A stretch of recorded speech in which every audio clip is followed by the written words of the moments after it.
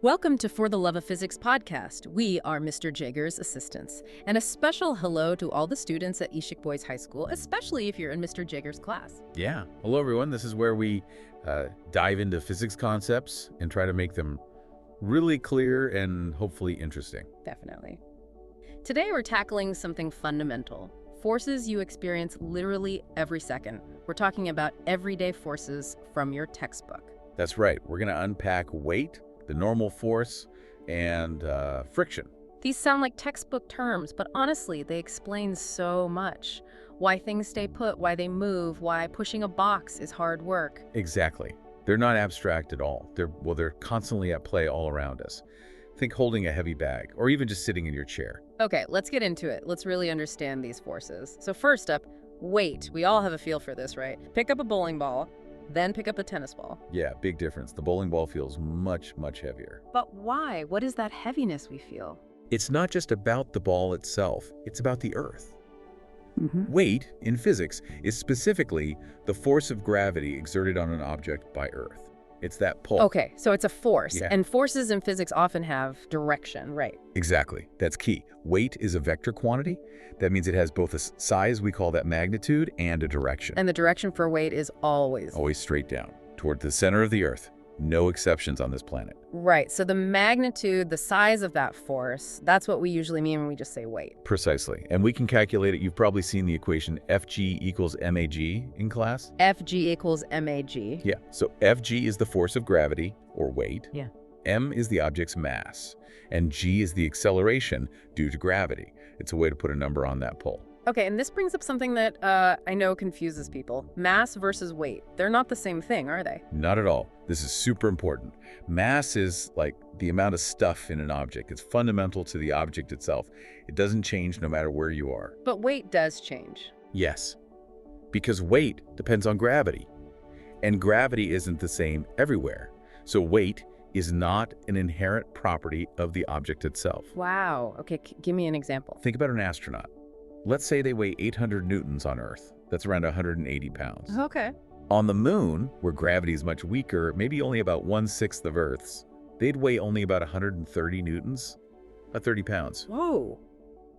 But they're the same astronaut, right? Same amount of stuff, same mass. Exactly the same mass. They didn't lose anything, only the gravitational pull changed, so their weight changed. That's wild. Does it change even here on Earth? It does, slightly. Yeah. You actually weigh a tiny bit less on top of a high mountain than you do at sea level. Because you're farther from the Earth's center. Yep. Gravity gets weaker with distance. It's not usually enough to notice day to day, but it's measurable. Huh. And another thing, the Earth bulges a bit at the equator because it spins. So if you're at the equator, you're slightly farther from the center than if you're at the poles. Meaning you weigh slightly less at the equator, too. Just a tiny bit.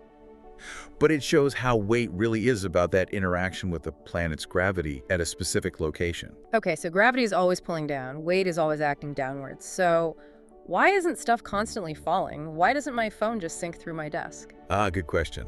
If the phone isn't accelerating downwards, Newton's laws tell us there must be some other force balancing out gravity. Right. Yeah, there must be an upward force. And there is. We call it the normal force, usually written as SAN. The normal force, why normal? Does it mean like ordinary?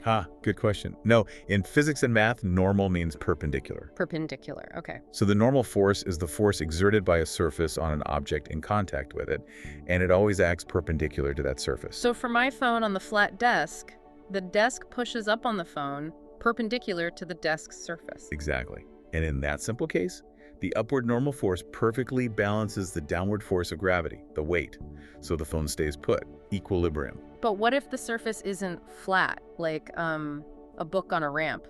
Great example. Gravity still pulls the book straight down, but the normal force from the ramp, So perpendicular to the ramp. precisely, it points outwards at a 90-degree angle to the ramp's surface. It's not pointing straight up anymore.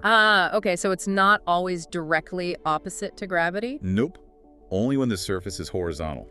That perpendicular to the surface rule is the key thing to remember about the normal force.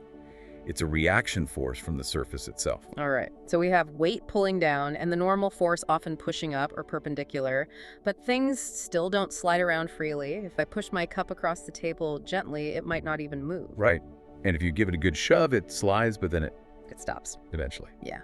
There's another force resisting that motion, or potential motion, and that's friction. Friction, the force that opposes sliding. Exactly. It's a resistive force acting between surfaces in contact. It's absolutely crucial. Without friction, you couldn't walk, grip anything, cars couldn't move.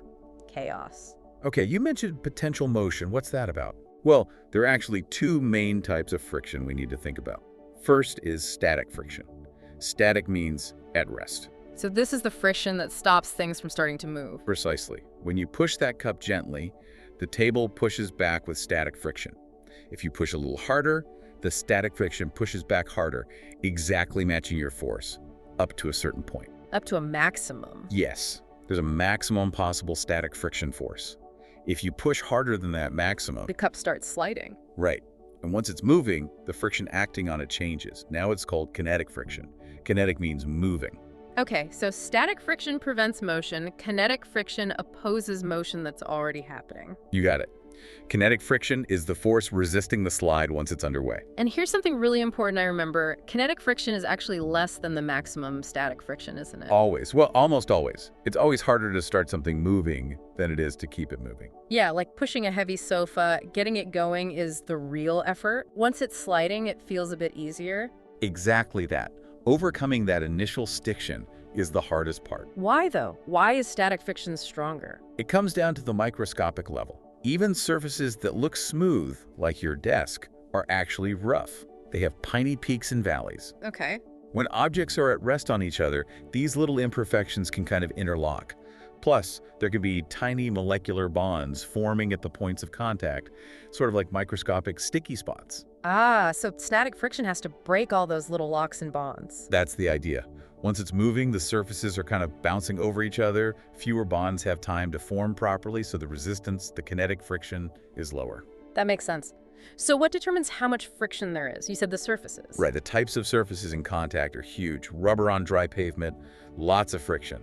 Steel on ice, very little. Okay, surface type. What else? The other big factor is how hard the surfaces are pressed together. You mean the normal force?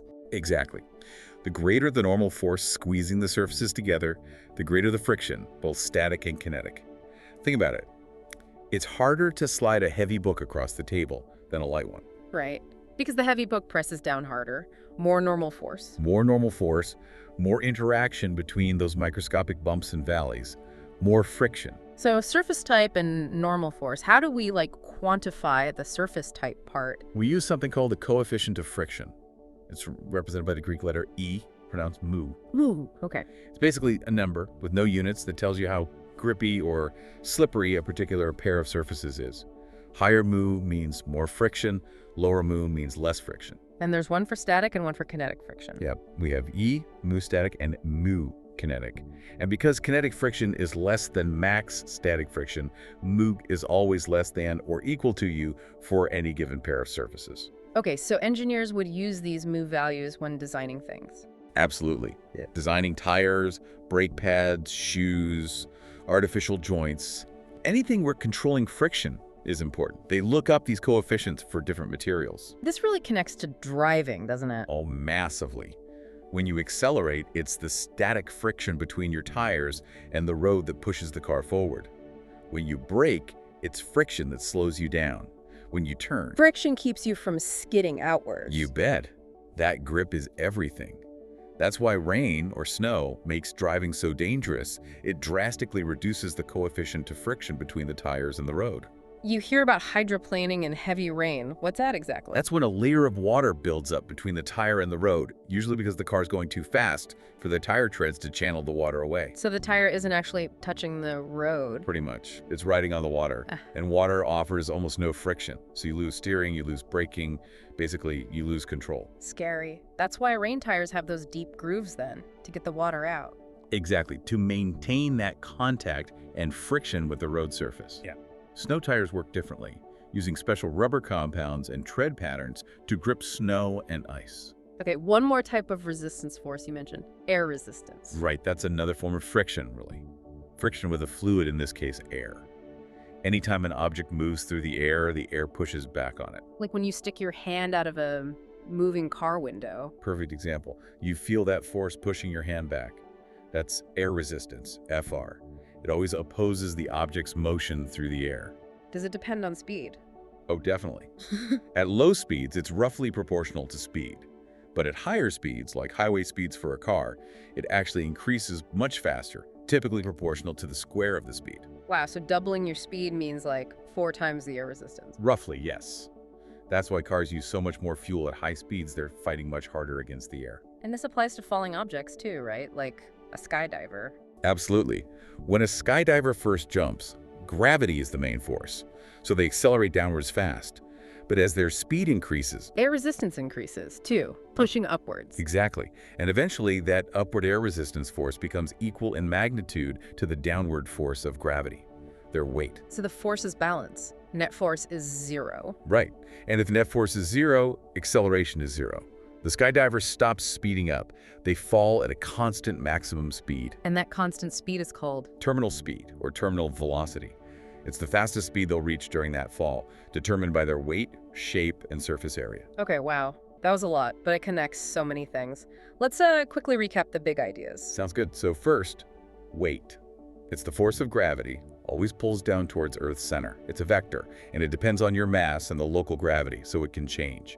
Not the same as mass. Right. Then the normal force, that's the support force from a surface, always acting perpendicular to that surface. It stops things falling through tables and floors. Yep. And finally, friction. The force that resists sliding or attempted sliding between surfaces. We have static friction keeping things put, and kinetic friction opposing things once they're moving. And kinetic is always less than the maximum static friction. It's easier to keep something sliding than to start it. Friction depends on the surfaces, that's the coefficient of friction, mu, and how hard they're pressed together, the normal force. And don't forget air resistance, another friction-like force that opposes motion through the air, leading to things like terminal speed. Awesome. Okay, to get you thinking a bit more about this, here's a quick question. We talked about friction depending on surfaces.